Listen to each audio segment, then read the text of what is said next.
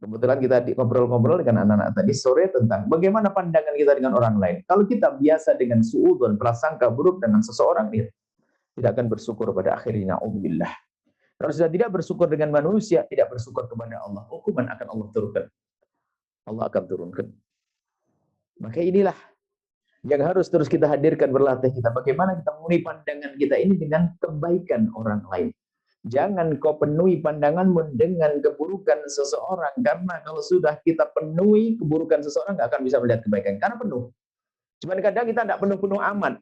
Tapi lebih banyak melihat kejelekan seseorang. Bisa melihat kebaikannya, cuman masih ada kejelekannya. Ini menjadikan kita kurang terima kasih kepada seorang hamba tersebut. Maka hati-hati. Kalau kita punya hati kok tiba prasangka buruk, ada orang prasangka buruk. Makanya kita berlindung kepada Allah, jangan sampai kita duduk dengan orang berprasangka buruk. Kalau kita bersama orang yang berprasangka buruk, paling repotnya hidup dengan orang semacam itu. Kenapa? Kita bicara yang jelas, dia melihat yang tidak jelas. Melihat orang di kiri kanannya selalu jelek. Saya punya cerita guyonan, tapi beneran juga sebetulnya. Saya hadirkan dalam salah satu wasa. Ada satu orang pergi ke dokter. Pergi ke dokter, bilang, dokter saya sakit. Ini sakit, jidatnya sakit. Diperiksa nggak ada. Dada saya sakit, dokter. Sakit. Lututnya sakit katanya. Dilihat sama dokter nggak sakit. Jempolnya juga sakit. Lihat sama dokter tidak sakit. Nggak ada yang sakit kok, kamu bilang sakit. Tapi sakit ini, sakit. Dokternya tuh lupa bahasanya. Yang dikontrol hanya jidatnya, dadanya, lututnya, sama jempolnya. Tidak dilihat jarinya. Rupanya dia orang kena cantengan dia. Jarinya yang sakit. Makanya ada orang sakit, kadang lihat orang lain seperti sakit. Padahal dia sendiri yang sakit. Lihat jelek. Semua orang jadi gak jelek. Karena jelek dia dalam dia. Ini termasuk hukuman dari Allah. Orang yang diberi penyakit semacam hukuman dari Allah, banyak istighfar. Tidak dengan yang lainnya. Kuatkan iman. Bukan dengan bermacam-macam cara. Hanya dengan iman kepada Allah. Tingkatkan iman, takut kepada Allah. Banyak istighfar, ya Allah. Ya Allah, istighfar. Kalau doanya para rasul, ya Allah, tutuplah mata kami dari kekurangan pasangan kami. Dari kekurangan saudara kami. Dari kekurangan keluarga kami. Kita minta ditutup. Kita tidak ingin melihat kekurangan siapapun. Maka termasuk hikmah kasih sayang Allah tuh, Allah tidak menampakkan kejelekan kita di mata orang lain. Dan kita jangan pengen tahu kejelekan orang. Makanya mencari kejelekan orang sendiri juga dosa. Man tatabba auratahi tatabba Allah auratah. Kalau ada orang mencari-cari kejelekan orang, tatabba aurata akhi. Barang siapa yang mencari-cari kejelekan seseorang, maka Allah akan merendahkan dia, akan dipermalukan juga dia. Makanya di samping kita tidak boleh melihat kejelekan seseorang, mencari-cari juga tidak boleh. Bahkan berusahalah kita untuk melupakan. Kalau Luqman Hakim punya hikmah yang luar biasa dahsyat, bahwasanya untuk berbuat baik adalah lakukan dua hal, ingatlah dua hal, selalu ingat dua hal, dan selalu lupakan dua hal. Kata Luqman Hakim, apa dua hal yang harus selalu kita ingat? Ingat dua hal. Yang pertama adalah, jika engkau berbuat salah kepada seseorang, maka senantiasa ingatlah. Yang harus diingat yang kedua apa? Jika ada orang berbuat baik kepadamu, berusahalah engkau untuk selalu mengingatnya. Dua hal yang harus selalu kita ingat. Ada dua hal yang hendaknya kita lupakan. Apa itu? Yang pertama, jika engkau berbuat baik kepada seseorang, biasakan untuk melupakannya. Agar kita mudah berbuat baik.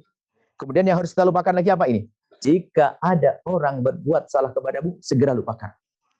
Itu kan rumus hidup yang indah. Maka jangan biasakan kita memenuhi mata kita dengan naibnya orang lain. Na'udzubillah. Kejelekan seorang. Itu musibah. Hukuman. Siapapun yang merasa semacam ini, ayo. Kadang dengan pasangan suatu ketika, na'udzubillah. Begitu busuknya itu hati. Seorang laki-laki marah sama istrinya gara-gara prasangka buruk, bermimpi. Mimpi istrinya dimarahi. Dia kerja di Jakarta, orangnya ada di rumah. Tiba-tiba ngomong, kamu kenapa? Kenapa bang? Aku mimpi. Sampai uniknya suatu ketika, naudzubillah, ada seorang berkata, suudon, tapi subhanallah, semoga Allah ngampuni. Kan kami selalu mengajarkan bahwasanya, naudzubillah, ini kan hati busuk. Terungkap dari lesannya, kan kita selalu mengajarkan. Kalau kita punya kesalahan, hendaknya ditutup. Jangan sampai disampaikan kepada dosa seperti apapun dan sebagainya. Apa ini? Bisikan setan pada laki-laki tersebut ini. Mungkin semua santri dan perempuan dan orang sama Buya itu kayaknya sudah punya kejahatan semuanya. Karena apa? Kalaupun tidak, karena ditutup-tutupi itu. Suudonnya. Luar biasa. Jadi, suudon. Jadi, luar biasa. Bahaya sekali namanya prasangka buruk. Jangan dibiarkan. Istighfar yang banyak. Salat kepada Nabi yang banyak. Yang menyejukkan hati hanya itu. Iman. Ada orang imannya kropos. Na'udzubillah. Nggak rindu kepada kebaikan. Nggak rindu kepada kemuliaan. Maka kita menemukan perindu-perindu kemuliaan modelnya bermacam-macam. Jika dia adalah seorang pejabat, dekat dengan ulama untuk bisa selamat. Orang kaya pun dekat dengan ulama. Ulama pun ingin menggandeng mereka sama-sama. Ayo. Hidup yang baik bersamaan. Pengen selamat semuanya. Tapi jika orang tersebut tidak rindu kemuliaan, dia tidak akan bisa melakukan kebaikan apapun. Maka bersyukur siapapun dari kita yang dirindukan oleh Allah kepada kebaikan. Nah, kemudian kita harus menduga bahwasanya semua orang bisa berbuat baik. Dan sungguh, kita menemukan orang banyak berbuat baik. Yang tidak pernah kita duga-duga. Bukan karena dia punya kekayaan, bukan karena dia punya jabatan, tapi dia punya niat. Di dalam hatinya. Nah ini. Ada masalah iman, kekroposan iman. Orang suudzon kepada baginda Nabi yang kita kisahkan. Ada suatu ketika ada orang menghafal Quran. Tiba-tiba keluar dari iman. Gara-gara dia punya prasangka kepada baginda Nabi waktu membaca kisah Sayyidah Zainab. Dia berprasangka Nabi punya niat busuk kepada Sayyidah Zainab.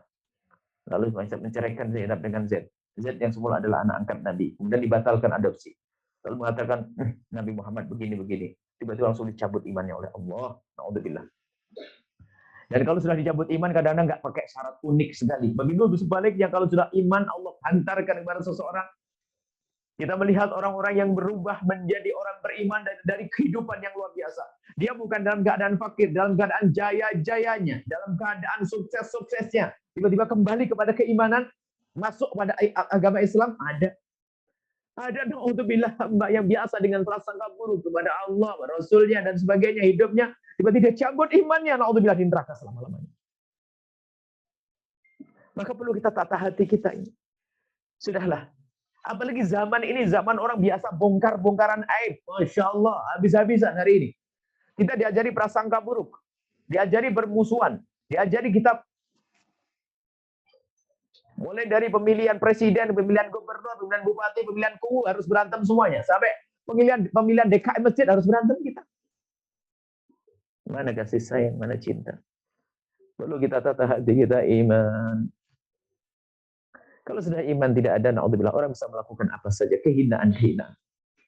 Setelah Anda menyaksikan video ini, jangan lupa berselawat kepada baginda Nabi Muhammad sallallahu alaihi wa alihi wa sahbihi wasallam.